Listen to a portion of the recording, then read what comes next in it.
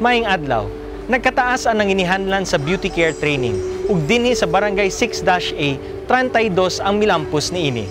Ang importante lamang na makasugod na muna may beauty care kit, mag-home service mo kay matod pa ni Sir Jess na eksperto, mas dako siguro ang kitaon ninyo kaysa sa inyong bana pinaagi lamang sa manicure, pedicure.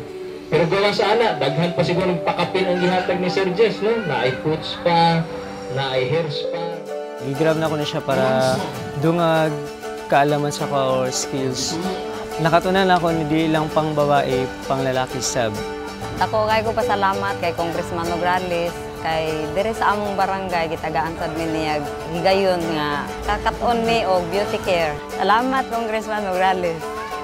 Kini ang inyong higala, Congressman Carlo Nograles, padayon sa pag-alagad kaninyo sa Tatak K. Kalambuan, Dalatana, usa ka oras na programa maghatod kaninyo sa mga katikaran may kalabutan sa kalambuan dili lamang sa komunidad apan sa kinatibukan. Kauban si Attorney Carlo Nograles. Kalambuan, Dalatana. Davao, Mindanao, may adlaw. Saudi Chato inyong alagad sa Kalambuan Dalatanan nga matod sa mga impormasyon. Kalambuang isyu, mga butang lungsod nun nga ikaw, kitang tanan, adunay kalambigitan. Busa ba ni kami sulod sa usa ka oras sa atong programang Kalambuan Dalatanan. O syempre, dili makumpleto ang atong programa, ang Kalambuan Dalatanan kung wala akong kapartner, Gilbert Bitoy Piliasos. Bert? Welcome no sab diri sa laing edisyon diri sa Kalambuan Dalatanan. Mayong adlaw kaninyong tanan. Okay lang, Bert, o syempre, agato ka Kalambuan Dalatanan, di gid makumpleto og wala agato ka bisita sa matag adlaw, agato ka Assistant Majority Leader sa House of Representatives, og siyempre, Congressman sa Siyudad sa Davao, First District Congressman Carlo Nograles, sir. Maing adlaw kanimo Zaldi, kanimong Bitoy ug sa tanan natong tigtan-aw, maing adlaw ninyong tanan. Okay lang, salamat kay Congressman Carlo Nograles og usay atong hisgutanan day karong adlaw, Bert, aron sab nga adunay paabuton og pasayran gyud sa atong mga kaigsunan, labi na sa atong tigsubaybay sa programang Kalambuan Dalatanan. Okay, Sal, sama sa naandan ato ang hisgutan na usab ug kumustahon na usab nato kung unsa nay katikaran didto sa hawanan sa Kongreso. No, og kining kontrobersyal nga RH bill ato ang paghisgutan karong adlaw og ilakip usab nato kining FOI kun Freedom of Information Bill og kining pagpamusil sa mga kaubanan nato mga media din ato ang hisgutan karon sa diri sa programang Kalambuan Dalatanan. Og syempre kaubang Sal ang mga pangutana sa mga nagkadayang barangay diri sa Dakbayan sa Davao ato usab nga ipaabot ngadto sa ato ang bisita nga si Congressman Carlo Nograles Kabangsal. Okay lang, Bert. Kumusta ba din? Murag busy ka gyud atong mga panahon sa araw ng Davao. Okay, busy tungod kay mamantoy pagsaulog sa tuang adlaw na tawhan pero isgutan nato na kay pasalamatan nato si direkto niya taw-taon. Okay, Congressman Carlo Nograles, bago ay lang ginahuman ang selebrasyon sa araw ng Davao. Ang mga pangutana nato di abaka diri sa Davao aron nga makigduyog aton sa selebrasyon sa araw ng Davao para sa katawa? Yes, of course. Ug syempre pa, congratulations sa tanan nato mga taga Davao no sa usa ka malampuson nga pagsaulog sa araw ng Davao. Congratulations kay very peaceful and very successful ang atong celebration sa araw ng Davao. Gani daghan ang mga turista ang nianhi, daghan ang nag-greet pod sa atong festival. Sa arong natawhan sa atong syudad and of course 75 years na of success and peace dinhi sa atong syudad. So dako kaayong accomplishment kana and everyone sa Davao deserves the congratulations. Okay, Congressman Carlo Nograles, nagpadayon ang trabaho sa Kongreso. Daghan ang mga nagpangutana. Ano sa bagyo ay ang bakasyon sa mga senador o mga kongresista para karong Semana Santa? Actually, hapit na. In fact, sa March 22, matapos ng among session and then we go into the Lenten season break. So sa ato pa, tungod kay mag-recess na ang Kongreso, both ang House of Representatives ug ang Senado, sa March 22, matapos pod ang hearings sa impeachment. So magkaroon pod og recess sa impeachment hearings.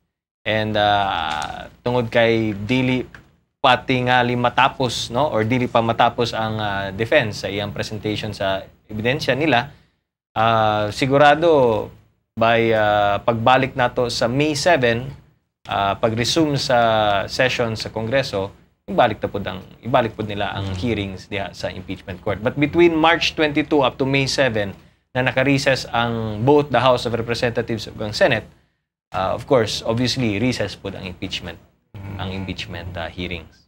Okay, matod sa madungog sa mga istorya gikan sa namuno diya sa Kongreso, Congressman, basin dili na kuno may isgutan kining kontrobersyal nga mga balaod nun sama sa kining RH bill, no, or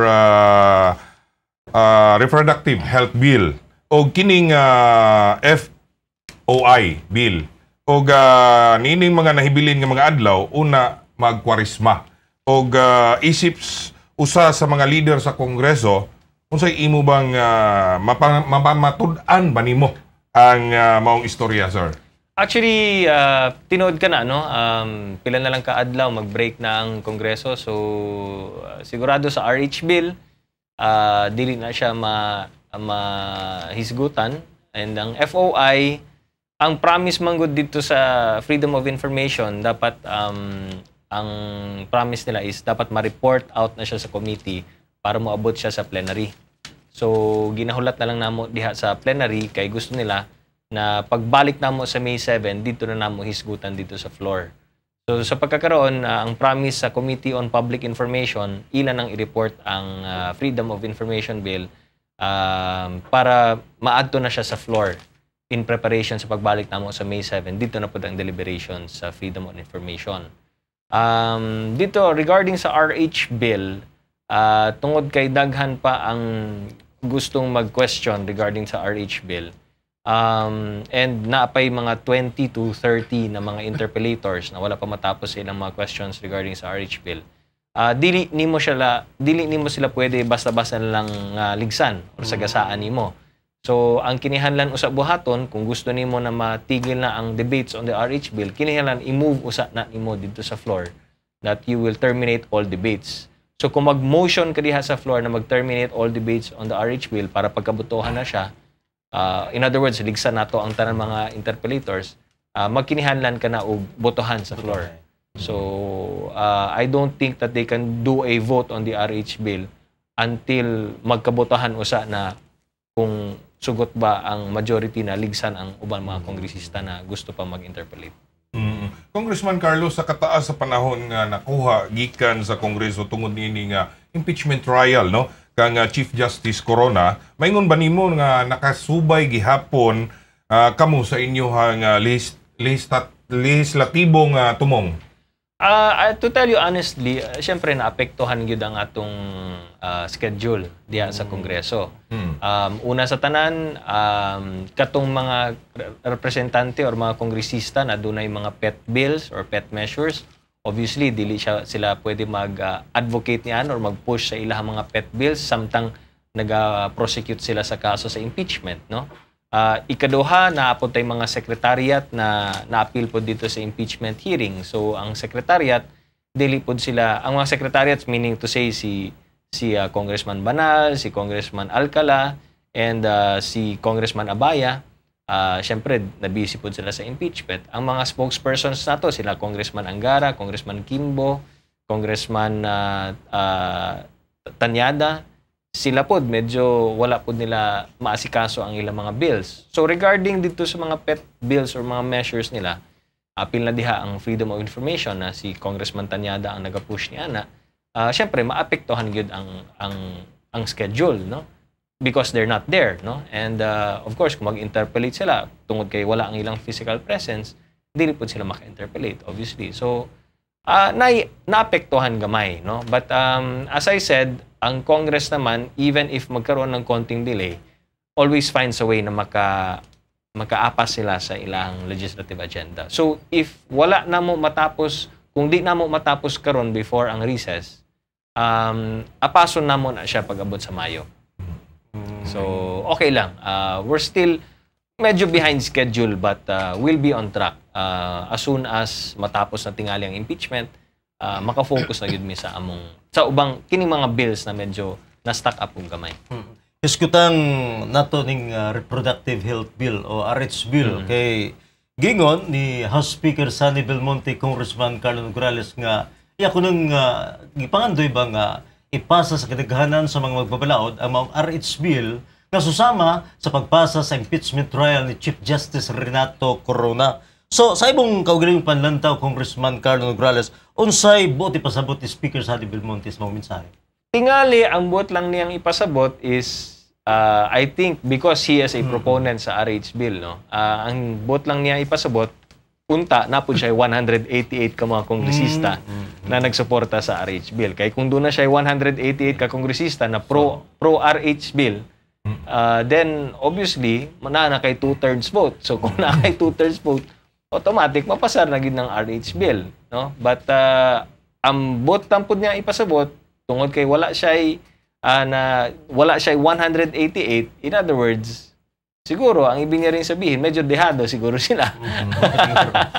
Because otherwise matagal nang napasayan. Pero ang duda ko kasi, ang duda namin is actually hindi lang duda because we were doing the ginatanaw namo kung kinsang pro, kung kinsay anti-RH. And sa among computation, mas daghan ang anti-RH. So, I think that is what he means na wala siya 188 ka kongresista na nagasuporta sa RH bill. Base gyapon sa pamulong ni Speaker Sonny Belmonte, murag iyang gipadiyag nga labahin ang mga kongresista sa sigutan ng RH bill kon reproductive health bill, Congressman. Moyon ka ba sa mga obserbasyon, Congressman? Yes, actually, dugay na namong gina-report dire, no, na kung atong tan-awon para safe, no, na tingali may ang mga pro-RH na sila yung mga about 100 congressmen or congresswomen na pro-RH. Diri na pod sa anti-RH, na pod may 100 more or less na kongresista na anti-RH. So 100, na nabili na 80 plus. Kanang 80 plus, undecided na sila. No? So depende kung pagstorya nimo, usahay pro sila, usahay anti sila. Depende kung kinsay mangutana. Kung mangutana ko sa ila ha, kung sila na, anti-RH me. Pero kung naay pro-RH mangutana sila ha, kung sila na, pro-RH me. Depende kung kinsang kastorya. So right now, very difficult to determine kung asa yun nagpanig ang numero. No? Lisod kayo i-determine. No? That's why, hati talaga. No? Medyo hati talaga ang kongresista kung kinsa ang pro o kinsa ang anti. Anong malangan-langan mo? Paglibog ka kung impeachment, dali ra kayo. Kunya ka na nun. Lahi magandang issue, Judge. No? Ang impeachment is totally different from sa RH bill, di ba? So, lahi ang issue, lahi ang tumong. That's why, anak yun na siya. No? Ang buot lang ipasabot ni is sa impeachment, mas sayon sila nakakuha og 188 tungod kay na 188 na nagasuporta sa impeachment. Diri sa RH, wala sila 188 na kongresista. Humani mo nadungog ang mga diskusyon kalabot sa RH bill, Congressman, sir. Unsa ang imuhang personal nga baruganan sa maong issue? Tagal ko naman sinasabi na anti-RH ako. Kay para kanako, kanang RH bill is really dili na siya pro-choice, di ba? Ang matud pa nila RH is pro-choice, pero para kanako opposite, kabaliktaran sa pro-choice na siya. Tungod kay under sa RH bill, mapugos ang mga doktor na magbutang og IUD kung naay mangayo, mapugos ang mga doktor dili na makadili ang doktor kung naay mangayo og mga ligation inana. So medyo kontra na siya sa mga religious beliefs or ang choice talaga sa doktor. Dapat tingali sa pagkakaroon ang doktor na siya choice kung gusto siya magbutang or dili siya gusto magbutang. With the RH bill, wala siya choice. Kaya kung dili siya magbutang, ug IUD, or dili siya maggawa ng sterilization, or maggawa ng vasectomy, pwede siyang prisuhon because under the RH bill na ay 6 months imprisonment ug fine kana siya. Ang mga religious schools, ang mga schools nato, regardless kung public or private schools, mapugos pud sila diha sa kanang ginatawag na 6-year sex curriculum na magturo og sex education for 6 years. Now, dili na makadili ang mga eskwelahan kung dili pud sila uyon sa curriculum na ihatag sa ilaha gikan sa gobyerno. So, pagpugos pud na siya. Kay kung dili sila muuyon, pwede pud sila prisuhon, di ba? And doon na pa'y ubang mga provisions diya sa RH Bill na doon ay pagpugos. And mao ni ang dili nato gusto na atong ginapugos ang mga tao na musunod sila sa maong balaod, kay kung dili sila musunod, pwede silang prisuhon. Sa pagkakaroon, dapat kung matod pa nila na free choice ta, dapat tagaan gyud og tinuod na free choice ang tanan. And as it stands now, no, na walay RH Bill, natay free choice. Gusto ka magpalit ng contraceptives, palit ka. Kung dili ka gusto magpalit, ipod ka mapugson. Ana po sa mga eskwelahan, no? Na sila kaugalingon nilang curriculum sa sex education, walay pagpugos. Karon kung naay RH Bill, pugson man gyud ka. Ang doktor wa po'y pagpugos karon kung gusto siya magbutang og IUD. Okay lang, kung di siya gusto magbutang og IUD, okay lang pod. Kung dili siya gusto magkaroon og mag-operate og sterilization, vasectomy or ligation, walay pagpugos, walay problema. Ang status ko karon is pro-choice. Magbutang tag RH Bill, wala na choice.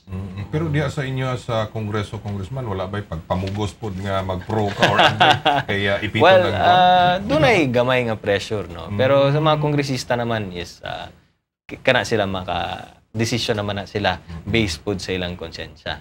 Although na gamay nga pag-pressure, no? Na i-pressure gamay, but at the end of the day, ang kongresista will have to vote based on his or her own conscience. Congressman, gusto mi makisayod nga nung dili na lang ilatad sa Kongreso ang RH Bill aron na mabutuhan sa ingon makita sa katawhan kung unsa gyoy gusto, no, sa mga magbabalaod ang RH Bill ba o dili. Okay lang man na siya, pero doon na lang tayo proseso na ginasunod, no? And ang procedure nato diha sa House of Representatives is dapat usa tagaan og higayon ang mga kongresista na gusto mangutana, tagaan usa sila higayon ng mangutana. Kanang nakalinya or naka-schedule na mag-interpellate, dapat tagaan pud sila ang chance na maka-interpellate. Dili man nato pwedeng balikuin ang kining ginatawag na procedure na magbotohan na lang usa ta. And then human sa botohan diha nakamangutana. Dili man na ingon ana, di ba? Mangutana usa tang tanan, mangutana ang kung kinsang gusto mangutana before ta magkabotohan. Dili nato pwede baliktaron ang maong proseso. Otherwise, what are the rules for and what is procedure for? And base sa atong rules of procedure, mao gyud na ang proseso. So kinahanglan sundon gyud nato ang proseso. Ato ta sa Freedom of Information Bill. Congressman Carlo Nograles, gipadayag sa liderato sa Kongreso nga ila kuno katagan ang priority.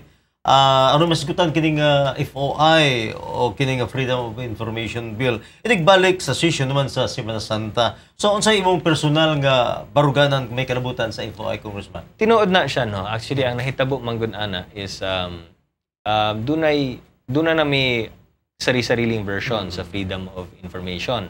Ginahisgutan na namo na siya dito sa Committee on Public Information. Apan ang Malacañang Palace nagpadala og mga emissaries, nagpadala sila og mensahe sa amo diha sa Committee